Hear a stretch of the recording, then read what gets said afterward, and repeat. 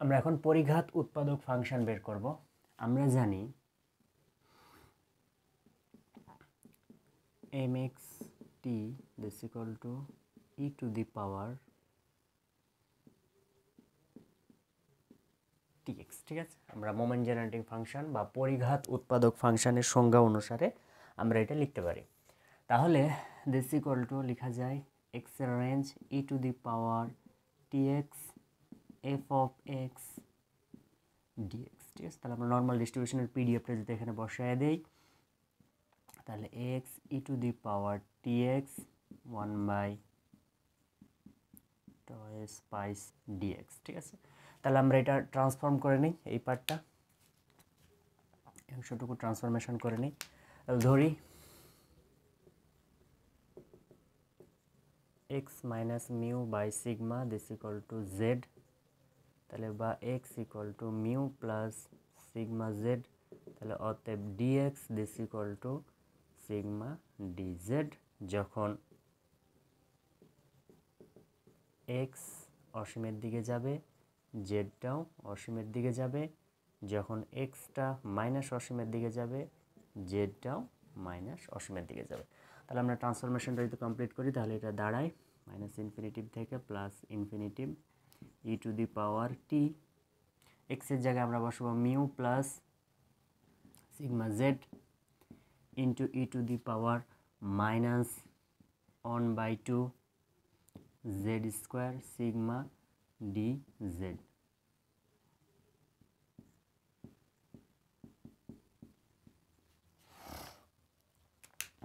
তাহলে এবার আমরা এই সিগমা আর এই সিগমা কেটে দিতে পারি, তাহলে বাকি যেটুক থাকলো সেটুক দাঁড়ায়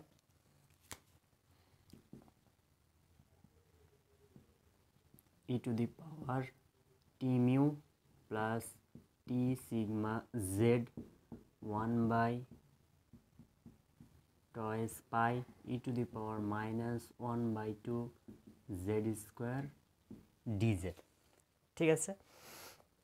আচ্ছা, এখন আমরা এই যে এই পার্টটা,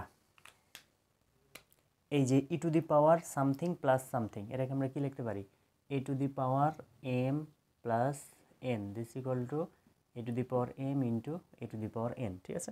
তো এখানে যেহেতু কোনো ধরনের চলক নাই, এই পার্টে যেহেতু চলক নাই এই অংশটুকুতে, সুতরাং এটুকু আমরা বাম পাশে নিয়ে নিলাম, এটাকেও বাম পাশে বের করে নিলাম। তাহলে আমার ফাইনালি থাকে 1/2 pi E to the power T mu, বাকি থাকলো মাইনাস ইনফিনিটিভ থেকে plus infinity E to the power T sigma Z into E to the power minus z square by 2 DZ, ঠিক আছে। আচ্ছা, এবার এখানে আমরা কি দেখছি, এখানে আমরা দেখছি এরকম ঘটনা ঘটেছে A to the power M minus N this equal to আমরা লিখতে পারি A to the power M, sorry এখানে আছে A to the power M into A to the power minus N, সুতরাং এটাকে আমরা লিখতে পারি A to the power M minus N, ঠিক আছে। তো এভাবে করে যদি আমরা লিখি তাহলে দাঁড়ায় this equal to 1/2 pi E to the power T mu minus infinity to plus infinity E to the power T sigma Z minus 1/2 Z square, ঠিক আছে। তো এখান থেকে আমরা যদি মাইনাস হাফ কমন নিই দিস ইকুয়াল টু আমরা লিখতে পারি 1/2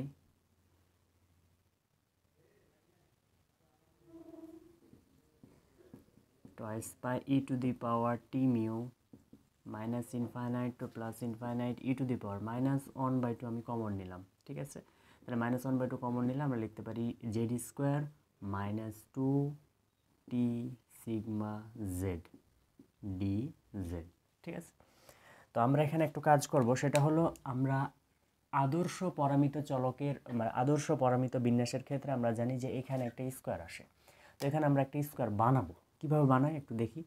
1/2 পাই নিলাম E to the power T mu থাকলো মাইনাস ইনফিনিটিভ থেকে plus infinity E to the power minus 1/2 Z square, এটাকে মনে মনে আমরা এ ধরছি, এটাকে মনে মনে ধরলাম এ, আর সূত্রে 2 আর এটাকে মনে মনে আমরা বি ধরবো, তাহলে দেখি Z square minus 2 into Z into T sigma plus T sigma square minus T square sigma square.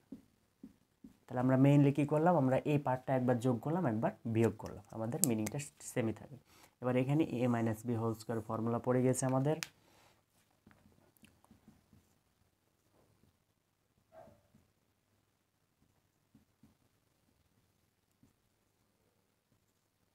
তাহলে আমরা লিখতে পারি E to the power minus half Z minus T sigma whole square into এখানে লিখতে পারি E to the power minus 1/2 এখানে থাকলো,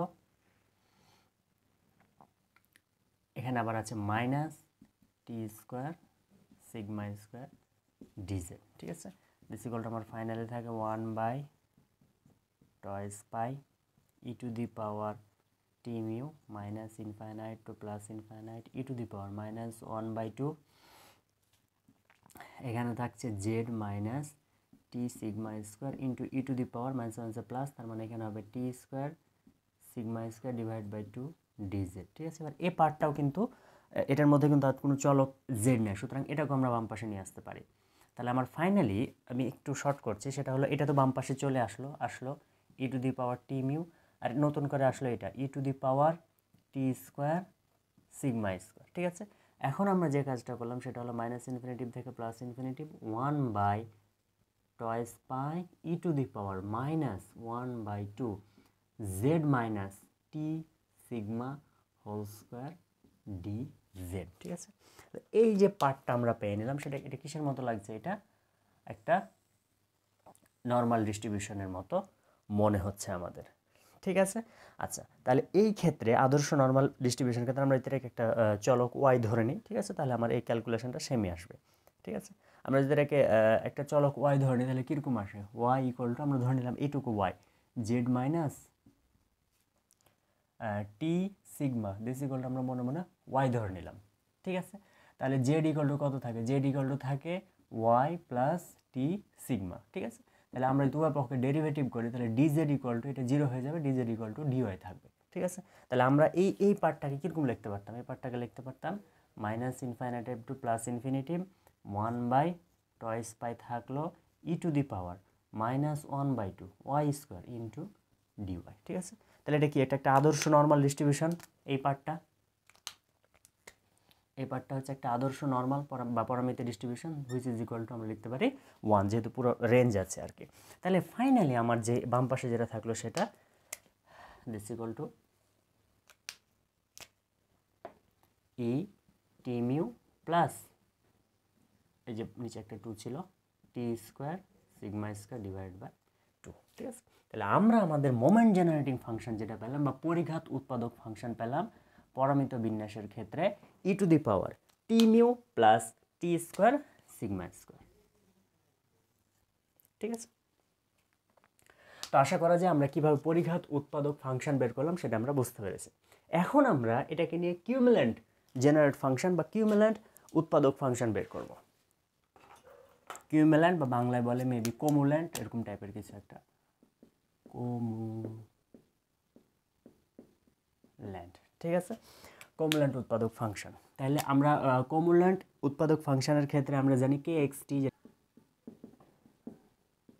log ই base M x টি। ঠিক আছে, তাহলে এটা হবে লগ ই বেজ, আমরা পেলাম E to the power T mu plus T square sigma square divide by 2। তাহলে এটা আউট হয়ে যায়, এই যে লগ ই বেজ ই যেটা ছিল সেটা হচ্ছে আউট হয়ে যায়, আমরা পেলাম T mu plus T square sigma square divide by 2। সুতরাং আমরা কিউমুল্যান্ট জেনারেটিং ফাংশন কে এক্স টি পেলাম এটা। ঠিক আছে, ওটা হচ্ছে T mu plus T square sigma square. তাহলে এটাকে ইউজ করে আমরা বাকি মানগুলো মানগুলো 4টা মোমেন্টের মান বের করতে পারি। তাহলে মিউ 1 দিস ইকুয়াল টু হবে এখানে টি এর কী বলে টি এর সহগ যেটা আছে সেটা, তাহলে টি এর সহগ আছে এখানে মিউ। ঠিক আছে, তো মিউ 2 হবে টি স্কোয়ার বাই 2 এর সহগ, এখানে আমরা টি এর সহগ পেলাম মিউ, এখানে টি স্কোয়ার বাই 2 এর সহগ পেলাম সিগমা স্কোয়ার, সুতরাং মিউ 2 হবে sigma square which is our variance. যদি বলে মিউ 3 কত, মিউ 3 দিস ইকুয়াল টু এখানে টি কিউবের কোনো সহগই নাই তাহলে 0, আর মিউ 4 সমান সমান আমরা পাবো k4 প্লাস 3k2 স্কোয়ার। তো k4 মানে হচ্ছে টি টু দি পাওয়ার 4 এর কোনো সহগই নাই, তাহলে এটা 0 3k2 স্কোয়ার, k2 স্কোয়ারের মান পেয়েছি বা k2 এর মান আমরা পেয়েছি এখানে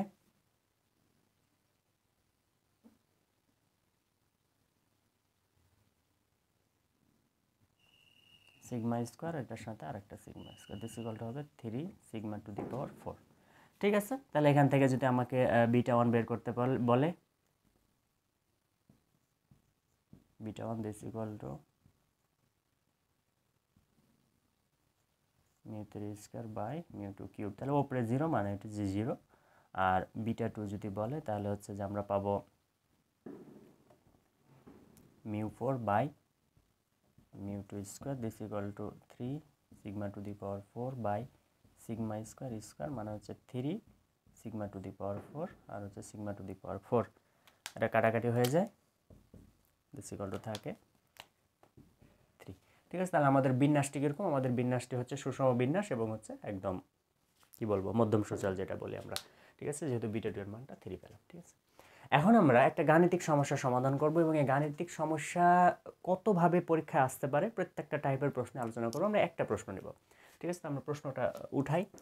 তো আমরা এই ম্যাথটা সলভ করব এখন। ঠিক আছে, তো অঙ্কটা একটু পড়ি। বলছে একটি কলেজে 500 ছাত্র সংখ্যা কতজন? ছাত্রের সংখ্যা হচ্ছে 500 জন। ঠিক আছে, যাদের গড় দেওয়া আছে 60, গড় না বলে অনেক সময় বলতে পারে মধ্যক দেওয়া আছে 60, বলতে পারে প্রচুরক 60। আমরা কিন্তু একটু আগে প্রমাণ করলাম যে পরামিত বিন্যাসের ক্ষেত্রে গড়, মধ্যক, প্রচুরক তিনটা সমান।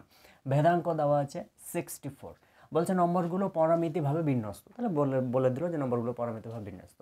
একটা শিক্ষক বলছে যে 89% স্টুডেন্ট বা 89% ছাত্রের নম্বর 50 থেকে 80 এর মধ্যে রয়েছে। ঠিক আছে, প্রথম প্রশ্নটা বলছে ছাত্রদের নম্বর 70 এর বেশি পাওয়ার সম্ভাবনা কত? ঠিক আছে, সেকেন্ড প্রশ্ন বলছে ছাত্রদের নম্বর 80 এর কম পাওয়ার সম্ভাবনা কত? থার্ড প্রশ্ন বলছে কতজন ছাত্রের নম্বর 80 এর বেশি থাকবে, অর্থাৎ 500 জনের মধ্যে কত জনের নাম্বার 80 এর বেশি থাকবে বলে তুমি মনে করো। 4 নম্বর প্রশ্ন হচ্ছে শিক্ষকের বক্তব্যের যথার্থতা মূল্যায়ন করো। ঠিক আছে, তো আমরা একটু মনোযোগ দিয়ে দেখবো, এরকম স্টাইলের প্রশ্ন হবে। ঠিক আছে, তো একটা হয়তো বলতে পারে এত কম কত, এত বেশি কত, বা বলতে পারে যে একটা রেঞ্জ দিয়ে দিবে, যেমন এখানে দিয়েছে 50 থেকে 80-র মধ্যে, এই রেঞ্জের মধ্যে কারা থাকবে সেটা নির্ণয় করো। ঠিক আছে, তো আমরা একটু প্রশ্নটা সলভ করি এবং এটার সাথে লেজ আকারে কি কি প্রশ্ন আসতে পারে সেটাও মোটামুটিভাবে এই 4টা টাইপেরই প্রশ্ন হয়। ঠিক আছে, আমরা একটু সলভ করি প্রশ্নটা। 1 নাম্বার, তো প্রথমে এখানে কি দেওয়া আছে? গড়। গড় মিউ সমান সমান হচ্ছে যে 60, ভেদাঙ্ক sigma square this equal to হচ্ছে 64। তাহলে আমরা জেডে যদি ট্রান্সফার করি তাহলে হবে আমার x minus mu by sigma. ঠিক আছে, x minus mu by sigma. ঠিক আছে, তাহলে সিগমা স্কোয়ার হলো 64, তাহলে অতএব সিগমা সমান সমান আমরা পাবো 8। ঠিক আছে, আচ্ছা এখন 1 নাম্বার প্রশ্ন। 1 নাম্বার প্রশ্নে বলছে যে কত ছাত্রদের নম্বর 70 এর বেশি পাওয়ার সম্ভাবনা কত? তাহলে 70 বা তার বেশি পেতে হবে। Probability of x greater than or equal two 70। ঠিক আছে, যেহেতু 70 এর বেশি বলেছে তাহলে 70 এর বেশি এটা হবে 70 এর বেশি। যদি বলতো 70 বা তার বেশি তাহলে এটা হয়তো ইকুয়াল টু দিতাম আমরা, যেহেতু এখানে বলছে 70 এর বেশি পাওয়ার সম্ভাবনা কত, তাহলে P of x greater than 70। ঠিক আছে, তাহলে আমরা এক্সকে জেডে যদি ট্রান্সফার করি তাহলে কি হয়? তাহলে প্রবাবিলিটি অফ, আমরা এটাকে ট্রান্সফার করে নিলাম, তাহলে হবে x minus mu by sigma greater than, এখানে তাহলে আমরা লিখতে পারি আমার মানটা হচ্ছে 70, তাহলে 70 মাইনাস মিউ, মিউ মানে হচ্ছে 60 ডিভাইডেড বাই সিগমা, সিগমা মানে হচ্ছে 8। ঠিক আছে, তাহলে এই পার্টটাকে কী বললাম আমরা? এই পার্টটাকে জেড বললাম, সুতরাং আমরা বলতে পারি জেড গ্রেটার দেন 70 থেকে 60 বাদ দিলে হয় 10, আর এখানে হচ্ছে 8, তাহলে হচ্ছে জেডের মানটা কত? 10/8। তাহলে আমরা এটা যদি ক্যালকুলেটারে চাপ দেই, দিস ইকুয়াল টু হবে 1.25। This equal to p of z greater দেন 1.25। ঠিক আছে, তাহলে প্রবাবিলিটি ভ্যালুটা আমরা কত পেলাম? জেডের মান 1.25 বা তার থেকে বেশি। তাহলে এটা আমরা যদি ক্যালকুলেটারে চাপ দিই তাহলে কত আসে?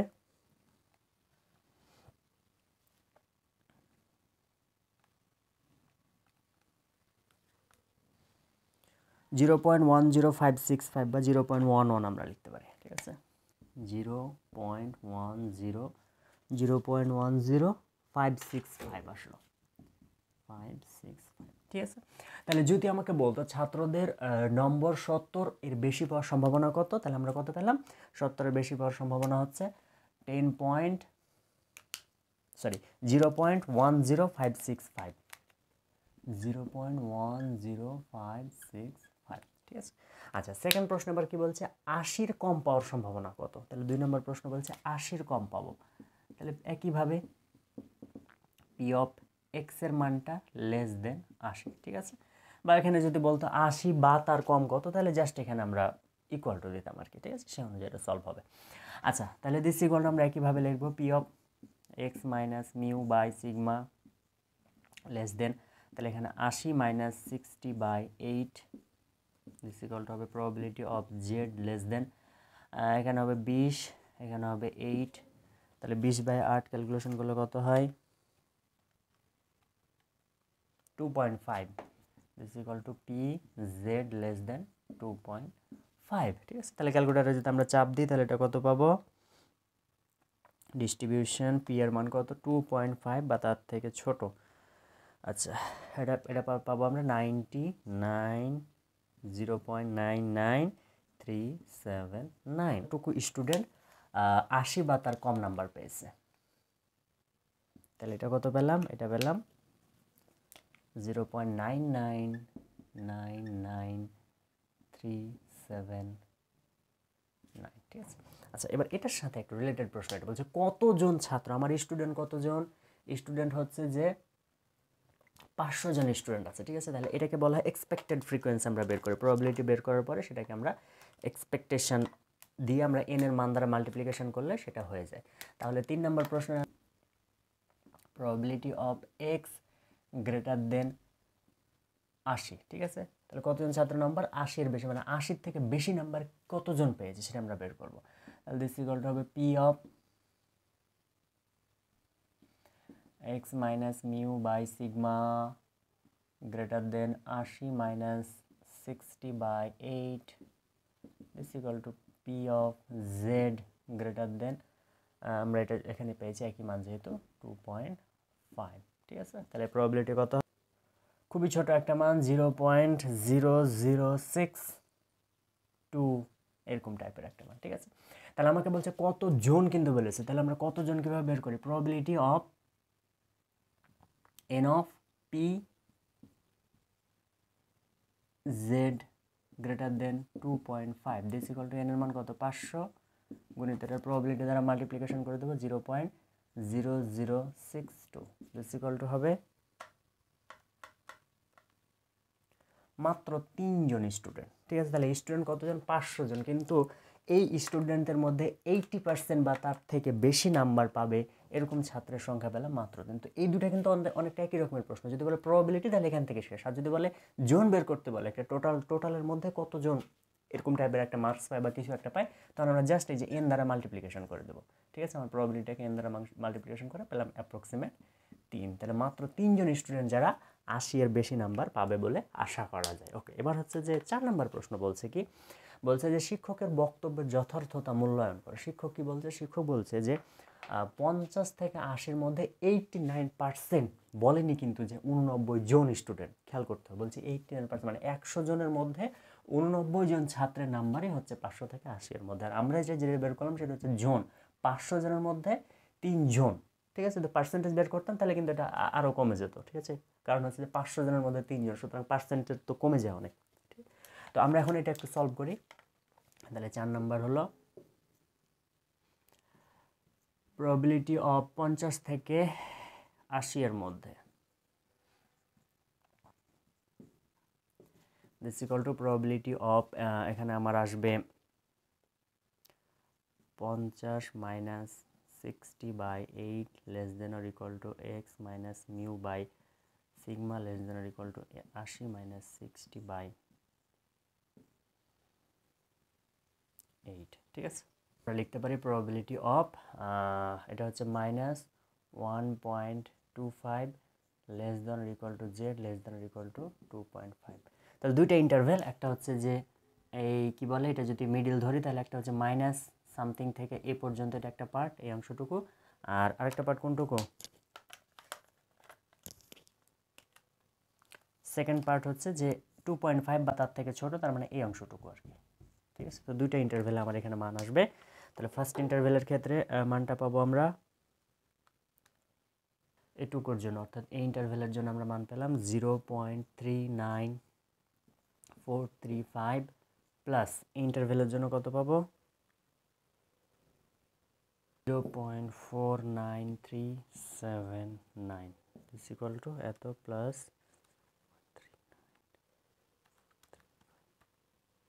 দিস ইকুয়াল টু হচ্ছে 0.88814। ঠিক আছে, তো এই একটু সেন্সিটিভ জায়গা, কিন্তু এটা একটু আমরা খেয়াল করি। আমাকে বলেছে কত পার্সেন্টেজ, এই অর্থাৎ বলছে 89% স্টুডেন্ট 50 থেকে 80-র মধ্যে থাকে। তাহলে আমরা যদি একটা পার্সেন্টেজে করি তাহলে পার্সেন্টেজ মানে কত, তাহলে অর্থাৎ শতকরা ছাত্র এত গুণিত 100, তার মানে 88.8, অর্থাৎ অ্যাপ্রক্সিমেট আমরা বলতে পারি 89%। এই প্রশ্ন যদি এটা না বলে বলতো জুন, ঠিক আছে, তাহলে আমরা এটা কিন্তু যে এই 100 দ্বারা না, তখন আমরা গুণ করতাম 500 দ্বারা। ঠিক আছে, আচ্ছা, তাহলে আমার শিক্ষকের মন্তব্য কী ছিল? শিক্ষকের মন্তব্য বলেছিল যে বললো যে এই 89% ছাত্রের নম্বরই 50 থেকে 80-র মধ্যে থাকে। তো আমরা দেখলাম যে হ্যাঁ, 89% স্টুডেন্টই আছে যাদের নাম্বার 50 থেকে 80-র মধ্যে থাকে। ঠিক আছে, তো আমরা আজকের ক্লাসে যে জিনিসগুলো আলোচনা করলাম, গড়, মধ্যক, প্রচুরক বের করা শিখলাম। তারপরে হচ্ছে যে পরামিত বিন্যাসের পরিঘাত উৎপাদক ফাংশন, কিউমুলেন্ট উৎপাদক ফাংশন বের করলাম এবং একটা গাণিতিক সমস্যা সমাধান করলাম। ঠিক আছে, যেটা নিবন্ধনের জন্য একদম যথেষ্ট। তো নিবন্ধনের সিলেবাসে কিন্তু ওখানে গড়, মধ্যক আলাদাভাবে লেখা নেই, কিন্তু গতবার দিয়েছিল। সুতরাং আমরা এই পরামিতি বিন্যাসের সাথে সম্পর্কিত যা যা সব কিছু শিখে রাখলাম, যাতে পরীক্ষার হলে যেভাবে প্রশ্ন দেয় আমরা অ্যান্সার করে আসতে পারি। ধন্যবাদ সবাইকে।